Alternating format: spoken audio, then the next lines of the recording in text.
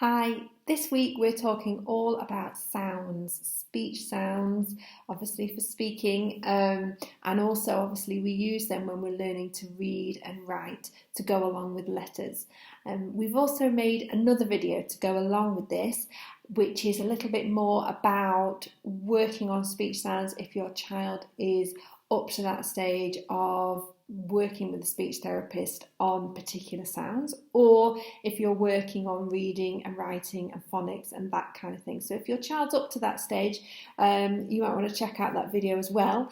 But this video is particularly aimed at children who haven't yet got to the point where they're necessarily doing reading and writing or working on particular sounds. It's just lots of stuff that you can do that comes before that that's really important to underpin what comes later, what comes next. The first thing to say about speech sounds is that there's a big misconception, a big error out there that people think that children should be able to say all the sounds that there are in the English language by the time they go to school.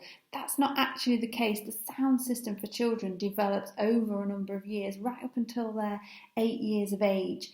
Sounds that come earlier are things like b, m, p, d. So the sounds at the front of the mouth, sounds that are sort of easier to see, they tend to be the ones that come earlier.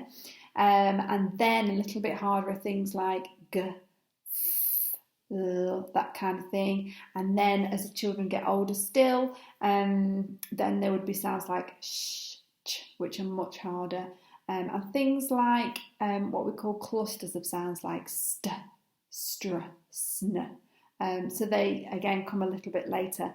And the hardest ones are things like r, th. So you might hear a child still saying something like free instead of three, because that's a pretty difficult one to get your mouth around. So it's just really important to know that process of developing those speech sounds is stretched out over a number of years.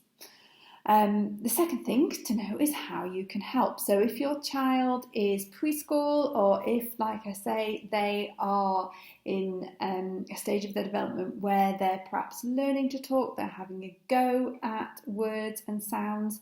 The other thing actually that I should have said to expect is the way that children tend to acquire their sound system is that they quite often get vowel sounds first. So for something like apple, they might say a, then they might say apple, and then they might say apple, and then they might say apple. So they sort of gradually build that up over time.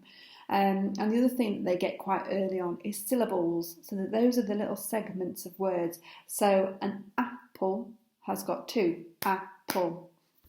Drink, that's just one. Drink. Whereas a word like umbrella, you can hear that's got three segments, umbrella. So again, they quite often get the idea of those segments. You might hear them, you might be able to kind of guess what they're saying if they're going and you might think, oh, that sounds like umbrella, because they get those segments, they get those syllables in. So that's another thing that comes quite early usually. So going back to what we said about how to help, early on, what children are trying to do, what their brains are trying to do without them even realising that, is they're trying to listen to information that's coming in and pick out certain things. So it obviously really, really helps them if they've got good listening skills, if we can work on their listening skills, their ability to listen and pick something out, pick some information out from there. So actually, good old-fashioned party games, things like musical statues and stuff like that, where they have to listen for the music to start and stop, that just trains their brain and trains their ears to listen out for things and helps with that skill that they need for lots of things, for lots of learning, but as well as speech development. There's games like you can put a blindfold on and see if they can locate where a certain, have a shaker or a noisemaker and take turns and see if they can locate the sound. You can go on a listening walk and see what sounds you can hear. And you can do what I was just doing, so syllable clapping. So if there's a word like, do you want some chocolate? that kind of thing. You can clap things out as you're saying them, just lots of examples, or have that as a little game. You can play it on the drums and bash them out on the drums. So there's lots of things that you can do. Anything that basically is a listening game is really, really helpful. The other thing that's so helpful is just reading and rhymes and things like that. Again, they're just starting to hear about the rhythm in words, songs, like I say, in rhymes, just subconsciously really help children to listen and start to hear those segments, those syllables in words, what goes on the end of words that rhyme together, so it draws their attention to word endings. So all of that stuff is really, really helpful.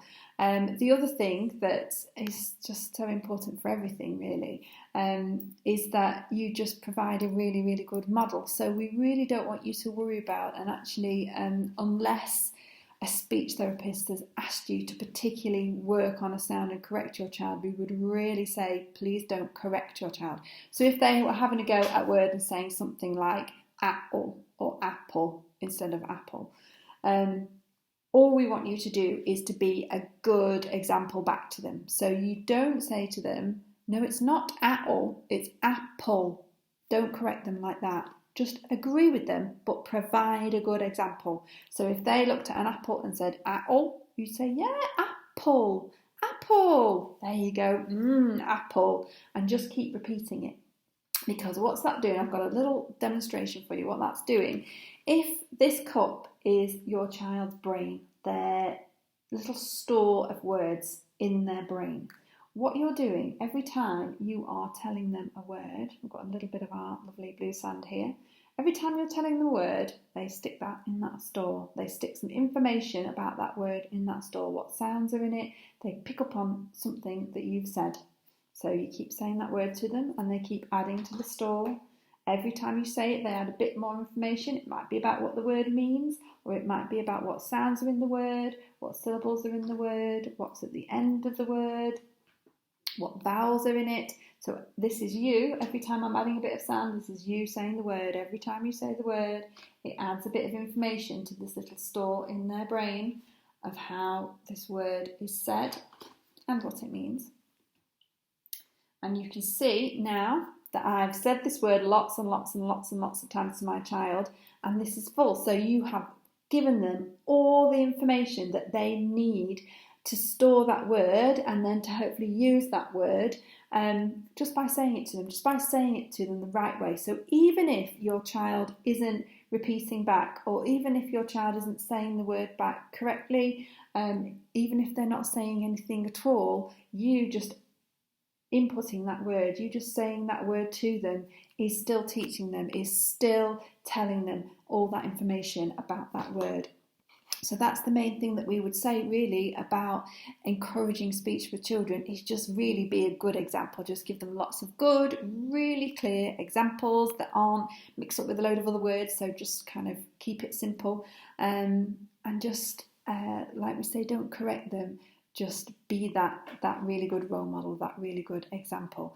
And that will really, really help them when it comes to saying words and saying sounds and keeping their interest in that.